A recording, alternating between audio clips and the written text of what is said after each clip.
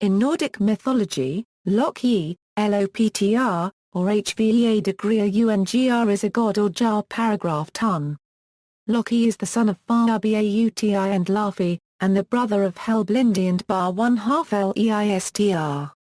By the jar paragraph ton Angrboða, Loki is the father of Hel, the wolfina, and the world serpent jar paragraph Jörmungandr.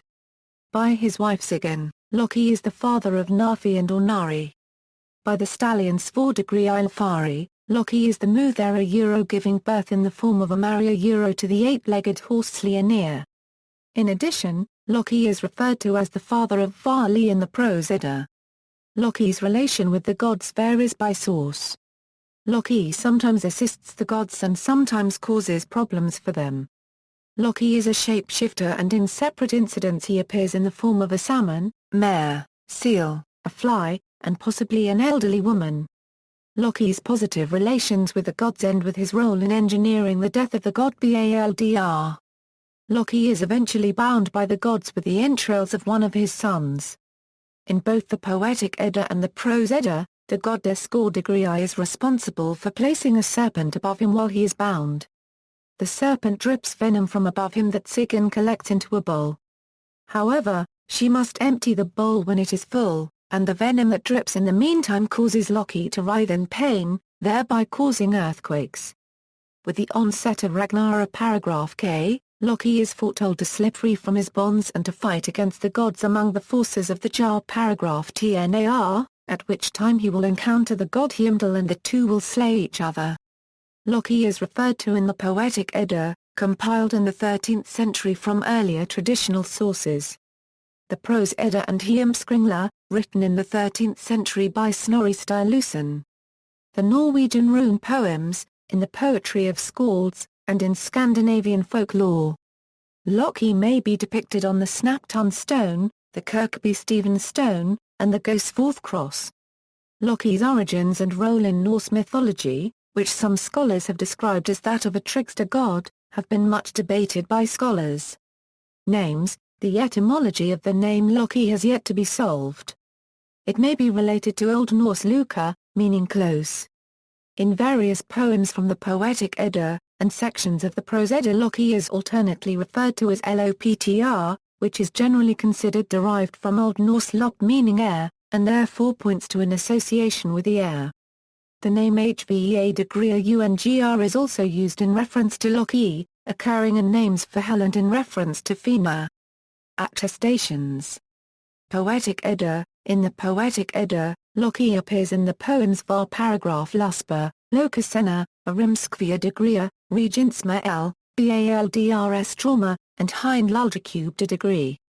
Var paragraph Luspa. In stanza 35 of the Poetic Edda poem var paragraph Luspa, a var paragraph Lva tells Odin that, among many other things, she sees Sigyn sitting very unhappily with her bound husband, Loki, under a grove of hot springs. In stanza 51, during the events of Ragnarok paragraph K, Loki appears free from his bonds and is referred to as the brother of Bar 1/2 Leistr. A ship journeys from the east, misspells people are coming, over the waves, and Loki steers. There are the monstrous brood with all the Raveners, the brother of Býleistr is in company with them. In stanza 54, after consuming Odin and being killed by Odin's son Hveðrungr, Fenrir is described as Loki's kinsman. Lokasenna. The poem Lokasenna centers around Loki flirting with other gods. Loki puts forth two stanzas of insults while the receiving figure responds with a single stanza, and then another figure chimes in. The poem begins with a prose introduction detailing that a figure associated with the sea, is hosting a feast in his hall for a number of the gods and elves. There, the gods praise Agur's servers Fimafeng and Eldir. Loki could not bear to hear that, and kills the servant Fimafeng. In response, the gods grab their shields, shrieking at Loki, and chase him out of the hall and to the woods. The gods then return to the hall, and continue drinking. Entrance and rejection. Loki comes out of the woods, and meets Eldir outside of the hall. Loki greets Eldir with a demand that Eldir tell him what the gods are discussing over their ale inside the hall. Eldir responds that they discuss their weapons and their prowess in war, and yet no one there has anything friendly to say about Loki. Loki says that he will go into the feast, and that, before the end of the feast, he will induce quarreling among the gods, and mix their mead with malice. Eldir responds that if shouting and fighting you pour out onto the gods, they'll wipe it off on you. Loki then enters the hall, and everyone there falls silent upon noticing him. Re-entrance and insults, breaking the silence, Loki says that, thirsty, he had come to these halls from a long way away to ask the gods for a drink of the famous mead. Calling the gods arrogant, Loki asks why they are unable to speak, and demands that they assign him a seat and a place for him at the feast, or tell him to leave. The Skaldic god Bragi is the first to respond to Loki by telling him that Loki will not have a seat and place assigned to him by the gods at the feast, for the gods know what men they should invite. Loki does not respond to Bragi directly, but instead directs his attention to Odin, and states, "Do you remember, Odin, when in bygone days, we mixed our blood together? You said you would never drink ale, unless it were brought to both of us." Odin then asks his silent son Hveðrungr to sit up, so that Loki may sit at the feast, and so that he may not speak words of blame to the gods in Aegir's hall. Hveðrungr stands and pours a drink for Loki. Prior to drinking, Loki declaims a toast to the gods, with a specific exception for Bragi. Bragi responds that he will give a horse, sword, and ring from his possessions so that he does not repay the gods with hatred. Loki responds that Bragi will always be short of all of these things, accusing him of being wary of war, and shy of shooting. Bragi responds that, were they outside of Aegir's hall, Bragi would be holding Loki's head as a reward for his lies. Loki replies that Bragi is brave when seated, calling him a bench ornament, and that Bragi would run away when troubled by an angry, spirited man. The goddess Hveðrungr interrupts, asking Bragi, as a service to his relatives and adopted relatives, not to say words of blame to Loki in Aegir's hall. Loki tells Hveðrungr to be silent, calling her the most man-crazed of all women, and saying that she placed her washed, bright arms around her brother's slayer. Hveðrungr says that she won't say words of blame in Aegir's hall, and affirms that she quietened Bragi, who was made talkative by beer, and that she doesn't want the two of them to fight. The goddess Gefjun asks why the two gods must fight, saying that Loki knows that he is joking, and that all living things love him. Loki responds to Gefjun by stating that Gefjun's heart was once seduced by a white boy, who gave her a jewel, and who Gefjun laid her thigh over. Odin says that Loki must be insane to make Gefjun his enemy, as her wisdom about the fates of men may equal Odin's own. Loki says that Odin does a poor job in handing out honor in war to men, and that he's often given victory to the faint-hearted. Odin responds that even if this is true, Loki once spent 8 winters beneath the earth as a woman milking cows, and during this time bore children. Odin declares this perverse. Loki counters that Odin once practiced Hveðrungr armor on the island of Samsey, and, appearing as a wizard, traveled among mankind, which Loki condemns as perverse. Frigg, a major goddess and Odin's wife, says that what Loki and Odin did in the ancient past should not be spoken of in front of others, and that ancient matters should always remain hidden. Loki brings up that Frigg is the daughter of a paragraph Ygyn, a personification of the earth, and that she had once taken Odin's brother's Vili and Var copyright into her embrace. Frigg responds that if there was a boy like her now deceased son Baldr in the hall, Loki would not be able to escape from the wrath of the gods. Loki reminds Frigg that he is responsible for the death of her son Baldr. The goddess Freyja declares that Loki must be mad, stating that Frigg knows all fate, yet she does not speak it. Loki claims each of the gods and elves that are present have been Freyja's lover. Freyja replies that Loki is lying, that he just wants to yelp about wicked things, that gods and goddesses are furious with him, and that he will go home thwarted. In response, Loki calls Freyja a malicious witch, and claims that Freyja was once astride her brother Freyr. When all of the other laughing gods surprised her, Freyja then farted. This scenario is otherwise unattested. NJA paragraph R degree Riyama says that it is harmless for a woman to have a lover or someone else beside her husband, and that what is surprising is a pervert god coming here who has borne children. Loki tells NJA paragraph R degree Riyama to be silent, recalling NJA paragraph R degree Riyama's status as once having been a hostage from the Vanir to the Aesir during the Aesir-Vanir War, that the daughters of Hymir once used NJA paragraph R degree Riyama as a piss pot, urinating in his mouth. NJA paragraph R degree Riyama responds that this was his reward when he was sent as a hostage to the Aesir, and that he fathered his son, whom no one hates, and is considered a prince of the Aesir. Loki tells NJA paragraph R degree Riyama to maintain his moderation, and that he won't keep it secret any longer that NJA paragraph R degree Riyama fathered this son with his sister, although one would expect him to be worse than he turned out.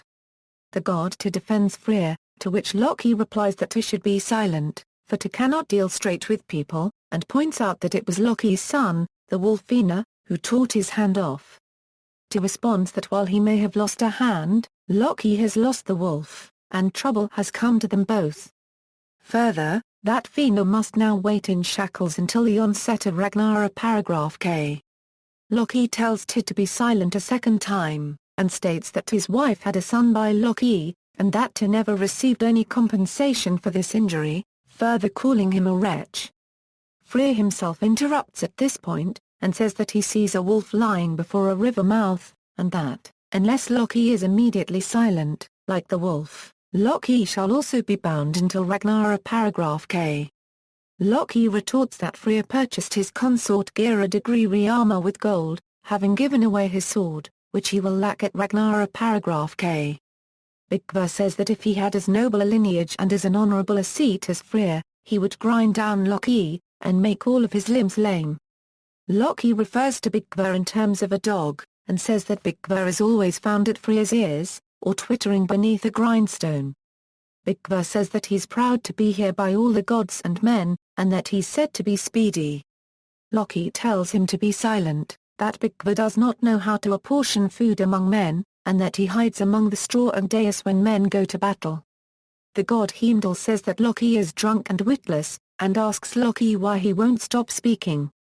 Loki tells Heimdall to be silent, that he was fated a hateful life, that Heimdall must always have a muddy back, and serve as watchman of the gods. The goddess Gordigri says that while Loki now appears light-hearted and playing with his tail wagging, he will soon be bound with his ice-cold son's guts on a sharp rock by the gods.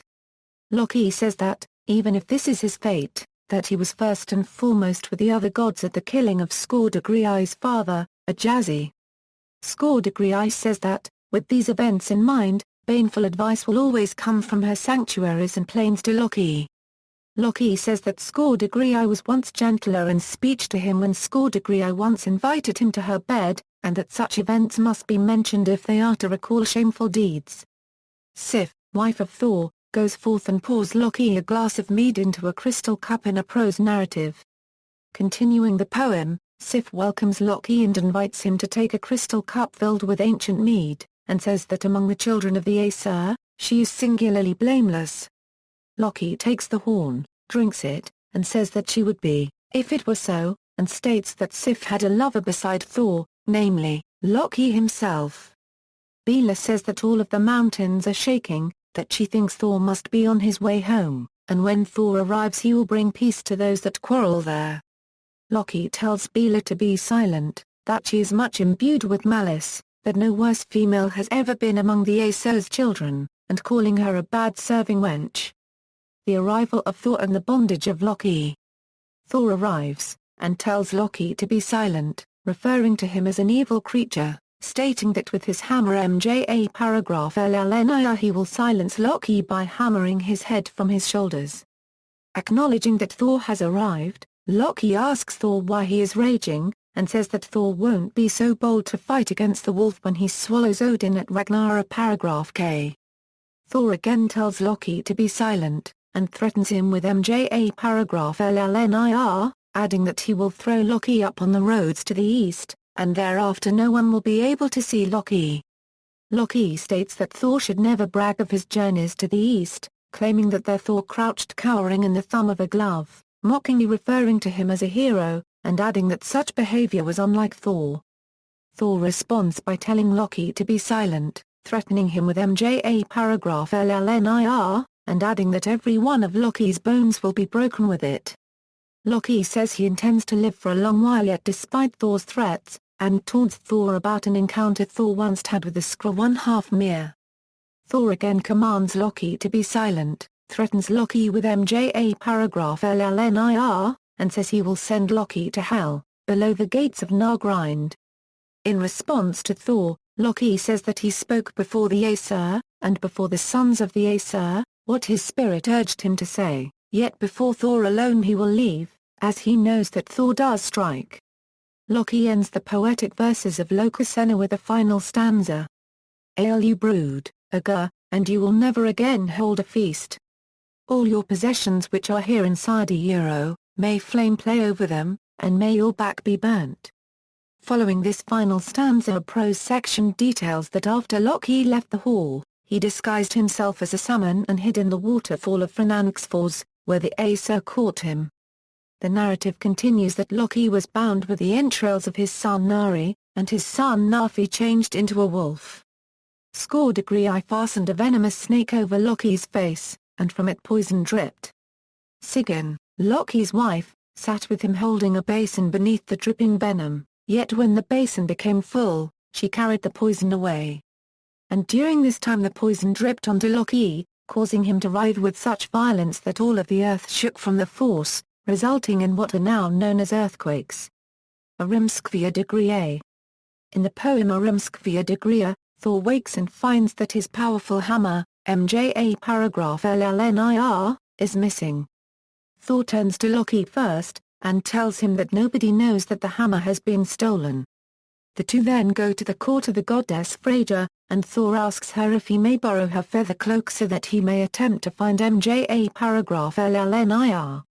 Freyja agrees, saying she'd lend it even if it were made of silver and gold, and Loki flies off, the feather cloak whistling. In January paragraph Tungheim, the Jar paragraph Tunarim sits on a burial mound, plaiting golden collars for his female dogs, and trimming the manes of his horses. Arim sees Loki, and asks what could be amiss among the Aesir and the elves. Why is Loki alone in the Jar paragraph Tungheim? Loki responds that he has bad news for both the elves and the Aesir, that Thor's hammer, MJA paragraph LLNIR, is gone. Arim says that he has hidden MJA paragraph LLNIR 8 leagues beneath the earth, from which it will be retrieved, if Freyja is brought to him as his wife. Loki flies off, the feather cloak whistling, away from Jar paragraph Tungheim and back to the court of the gods. Thor asks Loki if his efforts were successful, and that Loki should tell him while he's still in the air as tales often escape a sitting man, and the man lying down often barks out lies. Loki states that it was indeed an effort, and also a success, for he has discovered that Arim has the hammer, but that it cannot be retrieved unless Freyja is brought to Arim as his wife. The two return to Freyja, and tell her to dress herself in a bridal headdress, as they will drive her to Jar paragraph Tungheim. Freyja, indignant and angry, goes into a rage, causing all of the halls of the Aesir to tremble in her anger, and her necklace, the famed brass Singerman, falls from her. Freyja pointedly refuses. As a result, the gods and goddesses meet and hold a thing to discuss and debate the matter. At the thing, the god Heimdall puts forth the suggestion that, in place of Freyja, Thor should be dressed as the bride, complete with jewels, women's clothing down to his knees, a bridal headdress, and the necklace brass Singerman. Thor rejects the idea, and Loki interjects that this will be the only way to get back MJA paragraph LLNIR, and points out that without MJA paragraph LLNIR, the Jar paragraph TNAR will be able to invade and settle in Asgard. The gods dress Thor as a bride, and Loki states that he will go with Thor as his maid, and that the two shall drive to Jar paragraph Tungheim together. After riding together in Thor's goat-driven chariot, the two, disguised, arrive in January paragraph Tungheim. Arim commands the Jar paragraph TNAR in his hall to spread straw on the benches, for Freyja has arrived to be his wife. Rim recounts his treasured animals and objects, stating that Freyja was all that he was missing in his wealth. Early in the evening, the disguised Loki and Thor meet with the Rim and the assembled Jar paragraph Tnar. Thor eats and drinks ferociously, consuming entire animals and 3 casks of mead. Rim finds the behavior at odds with his impression of Freyja, and Loki, sitting before Rim and appearing as a very shrewd maid, makes the excuse that Freyja's behavior is due to her having not consumed anything for 8 entire days before arriving due to her eagerness to arrive. Rim then lifts Freyja's veil and wants to kiss her until catching the terrifying eyes staring back at him, seemingly burning with fire. Loki states that this is because Freyja had not slept for 8 nights in her eagerness. The wretched sister of the Jar paragraph Tnar appears, asks for a bridal gift from Freyja, and the Jar paragraph Tnar bring out Mja paragraph Llnir to sanctify the bride, to lay it on her lap, and marry the two by the hand of the goddess Váli. Thor laughs internally when he sees the hammer, takes hold of it, strikes Rim, beats all of the Jar paragraph Tnar, and kills the older sister of the Jar paragraph Tnar. Reginsmael, Loki appears in both prose and the first 6 stanzas of the poem Reginsmael. The prose introduction to Reginsmael details that, while the hero Sigurd was being fostered by Regin, son of Regin tells him that once the gods Odin, Hana, and Loki went to Andvra Falls, which contained many fish. Regin, a dwarf, had 2 brothers. Andvari, who gained food by spending time in the Andvra Falls in the form of a pike, and a Tr, who would often go to the Andvra Falls in the form of an otter. While the 3 gods are at the falls, a Tr catches a salmon and eats it on a river bank, his eyes shut, when Loki hits and kills him with a stone. The gods think that this is great, and flay the skin from the otter to make a bag. That night, the 3 gods stay with Regin and show him their catches, including the skin of the otter. Upon seeing the skin, Regin and Regin seized them and made them ransom their lives in exchange for filling the otter skin bag the gods had made with gold and covering the exterior of the bag with red gold. Loki is sent to retrieve the gold, and Loki goes to the goddess Rune, borrows her net, and then goes back to the Andvra Falls. At the falls, Loki spreads his net before Andvari, which Andvari jumps into. The stanzas of the poem then begin. Loki mocks Andvari, and tells him that he can save his head by telling Loki where his gold is. Andvari gives some background information about himself, including that he was cursed by a Norn of misfortune in his early days. Loki responds by asking Andvari, what requital does mankind get if they wound each other with words? Andvari responds that lying men receive a terrible requital having to wade in the river Vajamir, and that their suffering will be long. Loki looks over the gold that Andvari possesses, and after Andvari hands over all of his gold, Andvari holds on to but a single ring. The ring Andvarinaut, which Loki also takes. Andvari, now in the form of a dwarf, goes into a rock, and tells Loki that the gold will result in the death of 2 brothers, will cause strife between 8 princes, and will be useless to everyone. Loki returns, and the 3 gods give Regin the money from the gold hoard and flatten out the otter skin, stretch out its legs, and heap gold atop it, covering it. Regin looks it over, and notices a single hair that has not been covered. Regin demands that it be covered as well. Odin puts forth the ring Andvarinaut, covering the single hair. Loki states that they have now handed over the gold, and that gold is cursed as Andvari is, and that it will be the death of Regin and Regin both.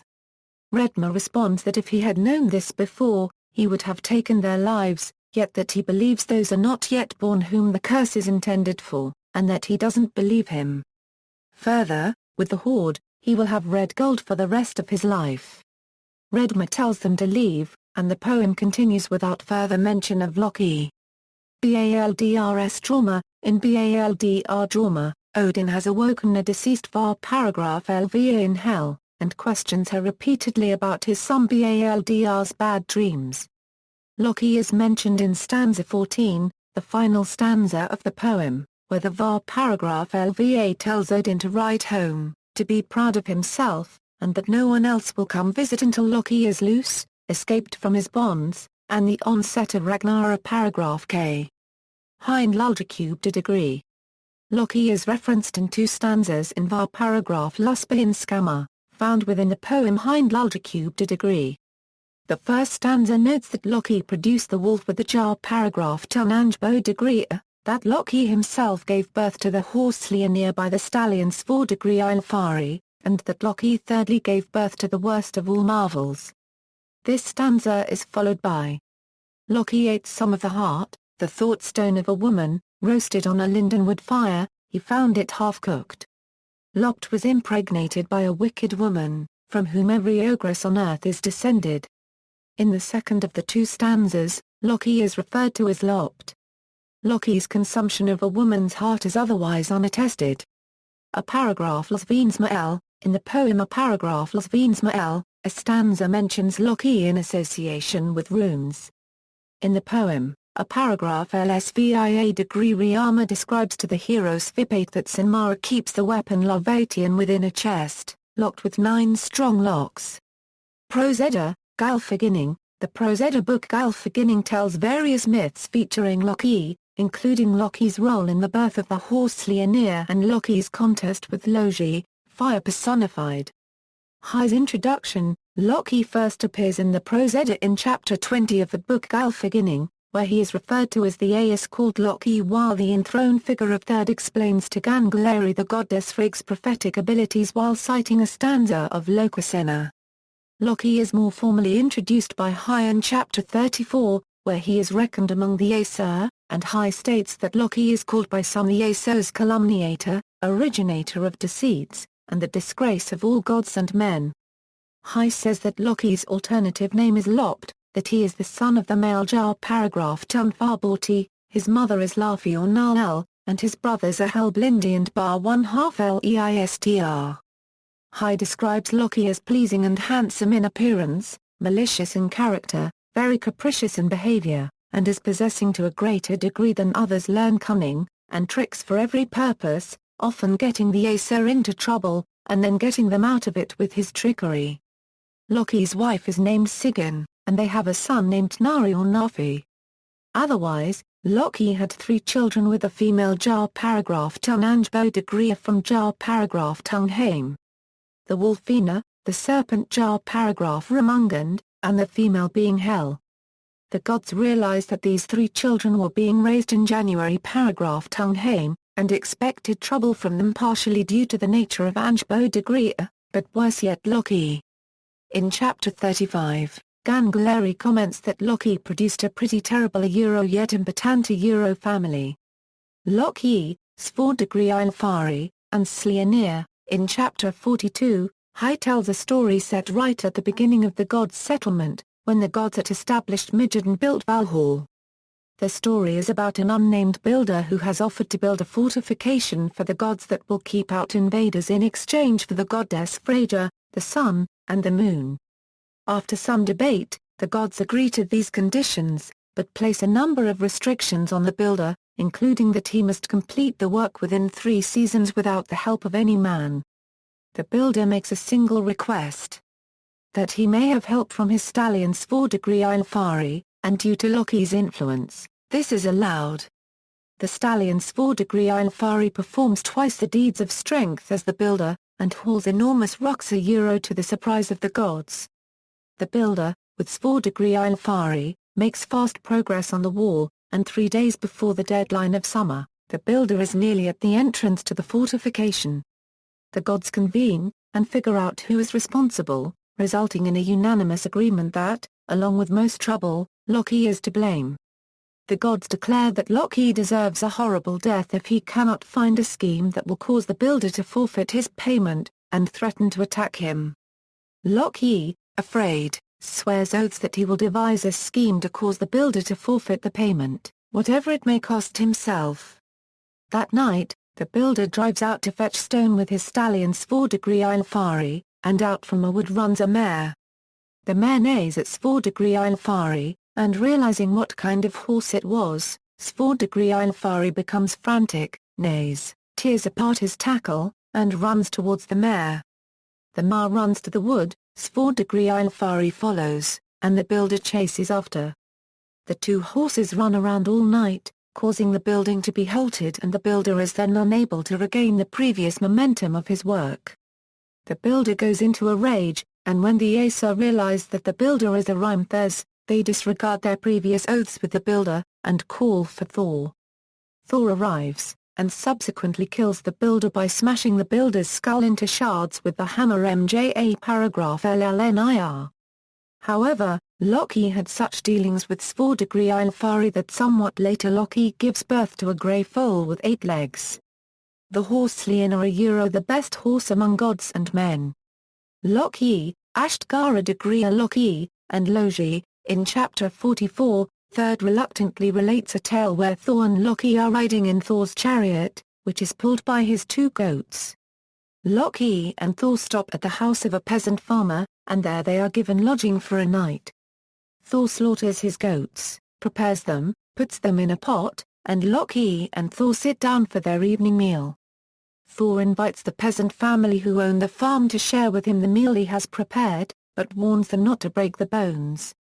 Afterward, at the suggestion of Loki, the peasant child Ajlfi sucks the bone marrow from one of the goat bones, and when Thor goes to resurrect the goats, he finds one of the goats to be lame.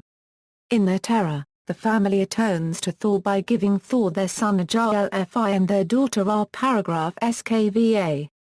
Minus the goats, Thor, Loki, and the 2 children continue east until they arrive at a vast forest in January paragraph Tungheim. They continue through the woods until dark. The 4 seek shelter for the night. They encounter an immense building.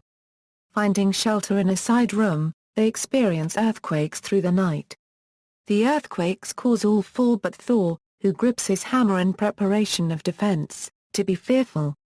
The building turns out to be the huge glove of Skrymir, who has been snoring throughout the night, causing what seem to be earthquakes. All 4 sleep beneath an oak tree near Skrymir in fear.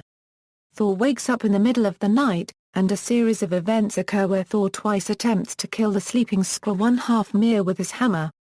Skrymir awakes after each attempt, only to say that he detected an acorn falling on his head, or that he wonders if bits of tree from the branches above have fallen on top of him. The second attempt awakes Skrymir. Skrymir gives them advice. If they are going to be cocky at the keep of Ashtgaradagriya armor, it would be better for them to turn back now, for Ashtgaradagriya Loki's men there won't put up with it. Skrymir throws his knapsack onto his back and abruptly goes into the forest. High comments that there is no report that the Aesir expressed hope for a happy reunion. The 4 travelers continue their journey until midday. They find themselves facing a massive castle in an open area. The castle is so tall that they must bend their heads back to their spines to see above it. At the entrance to the castle is a shut gate, and Thor finds that he cannot open it. Struggling, all 4 squeeze through the bars of the gate, and continue to a large hall.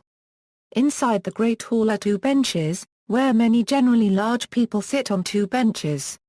The 4 see Ashtgaradagriya Loki, the king of the castle, sitting.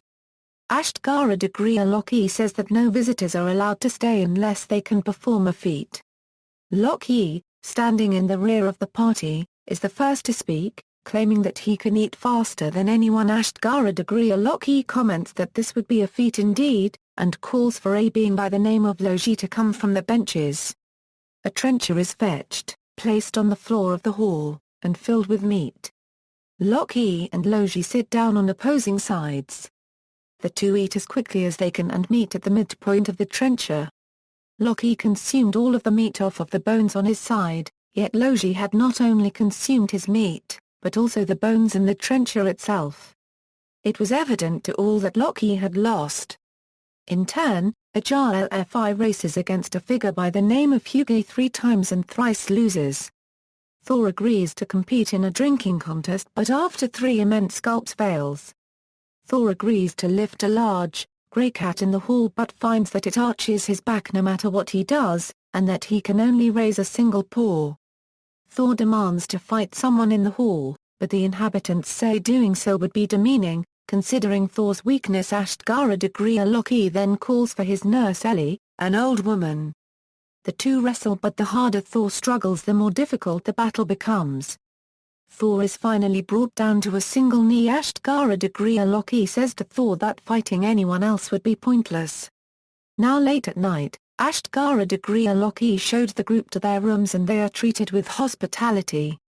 The next morning the group gets dressed and prepares to leave the keep. Loki appears, has his servants prepare a table, and they all merrily eat and drink. As they leave, Loki asks Thor how he thought he fared in the contests. Thor says that he is unable to say he did well, noting that he is particularly annoyed that Loki will now speak negatively about him. Loki points out that the group has left his keep and says that he hopes that they never return to it, for if he had an inkling of what he was dealing with he would never have allowed the group to enter in the first place. Loki reveals that all was not what it seemed to the group. Loki was in fact the immense Skrulv, and that if the 3 blows Thor attempted to land had hit their mark, the first would have killed Skrulv. In reality, Thor's blows were so powerful that they had resulted in 3 square valleys. The contests too, were an illusion. Loki reveals that Loki had actually competed against wildfire itself. Loki had raced against Thor's drinking horn had actually reached to the ocean, and with his drinks he lowered the ocean level. The cat that Thor attempted to lift was in actuality the world's serpent, Jörmungandr, and everyone was terrified when Thor was able to lift the paw of this cat, for Thor had actually held the great serpent up to the sky. The old woman Thor wrestled was in fact old age, and there is no one that old age cannot bring down. Loki tells Thor that it would be better for both sides if they did not meet again. Upon hearing this, Thor takes hold of his hammer and swings it at Loki, but he is gone and so is his castle. Only a wide landscape remains. Norwegian rune poem. Loki is mentioned in stanza 13 of the Norwegian rune poem in connection with the younger Rune. According to Bruce Dickens, the reference to Loki's deceit in the poem is doubtless to Loki's responsibility for Baldr's death. Archaeological record, Snapton stone. In 1950, a semicircular flat stone featuring a depiction of a mustachioed face was discovered on a beach near Snapton, Denmark. Made of soapstone that originated in Norway or Sweden, the depiction was carved around the year 1000 CE and features a face with a curled moustache and scarred lips. The figure is identified as Loki due to the lips, considered a reference to a tale recorded in Skaldskaparmál where sons of Ivaldi stitch up Loki's lips. The stone is identified as a hearthstone. The nozzle of the bellows would be inserted into the hole in the front of the stone, and the air produced by the bellows pushed flame through the top hole, all the while the bellows were protected from the heat and flame. The stone may point to a connection between Loki and smithing and flames.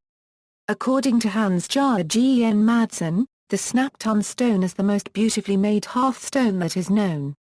The stone is housed and on display at the Mugenrd Museum near Aarhus, Denmark. Kirkby Stevens stone and Gosforth cross. A fragmentary late 10th century cross located in St. Stephen's Church, Kirkby Stephen, Cumbria, England features a bound figure with horns and a beard. This figure is sometimes theorized as depicting the bound Loki. Discovered in 1870, the stone consists of yellowish-white sandstone, and now sits at the front of the Kirkby Stephen Church. A depiction of a similarly horned and round-shouldered figure was discovered in Gainford, County Durham and is now housed in the Durham Cathedral Library. The mid-11th century Gosforth cross has been interpreted as featuring various figures from Norse mythology and, like the Kirkby Stephen stone, is also located in Cumbria. The bottom portion of the west side of the cross features a depiction of a long-haired female, kneeling figure holding an object above another prostrate, bound figure. Above and to their left is a knotted serpent. This has been interpreted as Sigyn soothing the bound Loki. Folklore. The notion of Loki survived into the modern period in the folklore of Scandinavia. In Denmark, Loki appeared as Lok. In Jutland, the phrases Lok slager sin avra, and Lok command driver sign jedder are thereby recorded in the beginning of the 20th century, the latter with the variation of simply Lok.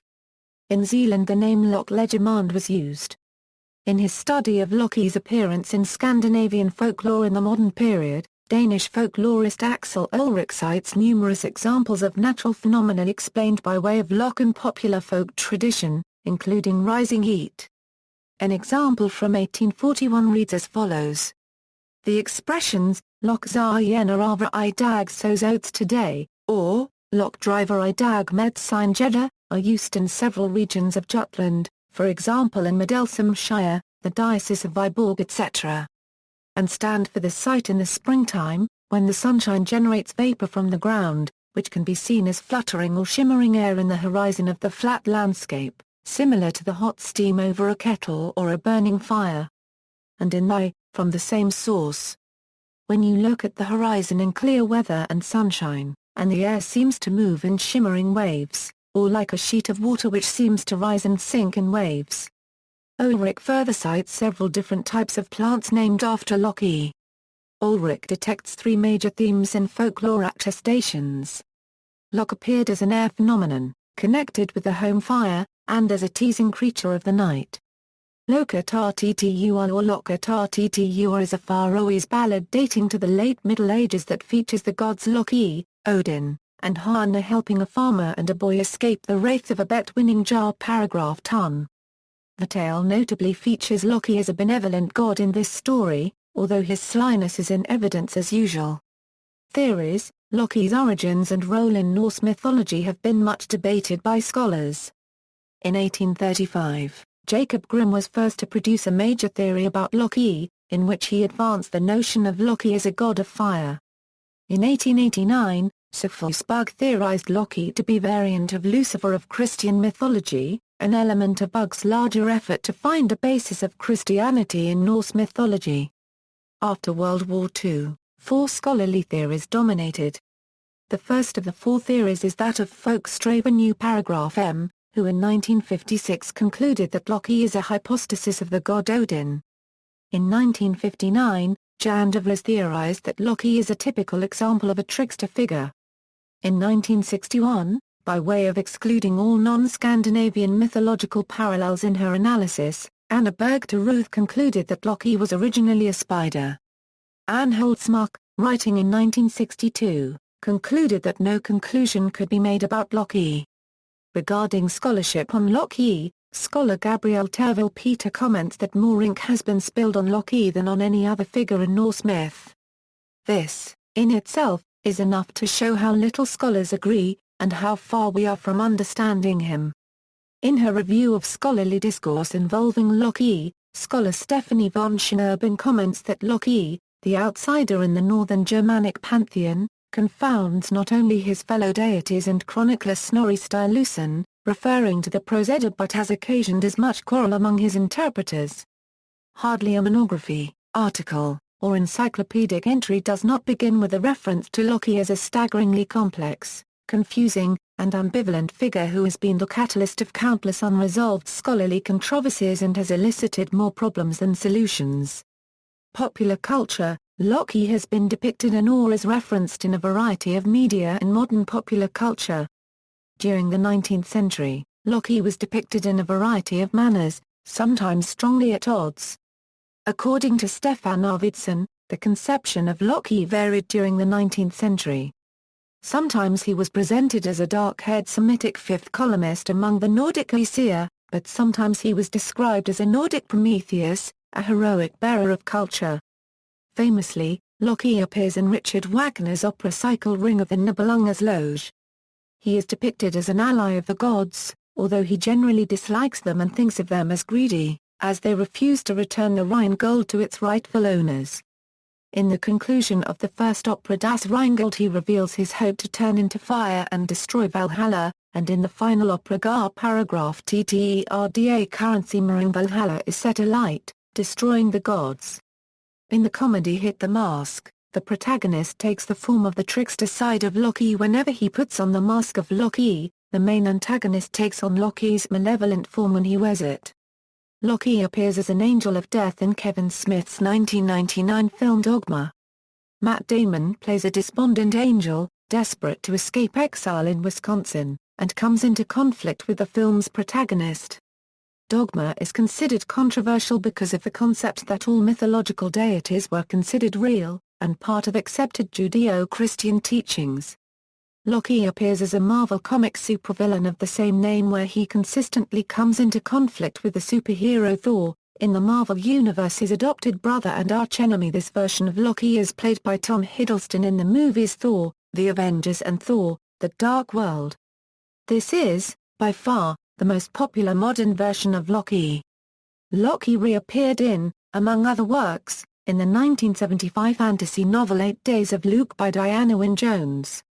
He is also a central character in Neil Gaiman's novel American Gods and an important character in a few arcs of Gaiman's comic The Sandman. He also appears in Joanne Harris' books Runner Marks, Runelight, 2011, and The Gospel of Loki. Loki appeared in Son of the Mask. Alan Cummings stars as the god of mischief, Loki, whom Odin is ordered to find the mask. Loki also appears in the online arena combat game, Smite by Hi-Rez Studios, along with other Norse, Hindu, Mayan, Greek, Egyptian and Chinese deities. In Smite, players can choose to be Loki, who is labeled fighting style as assassin. Notes. References. External links.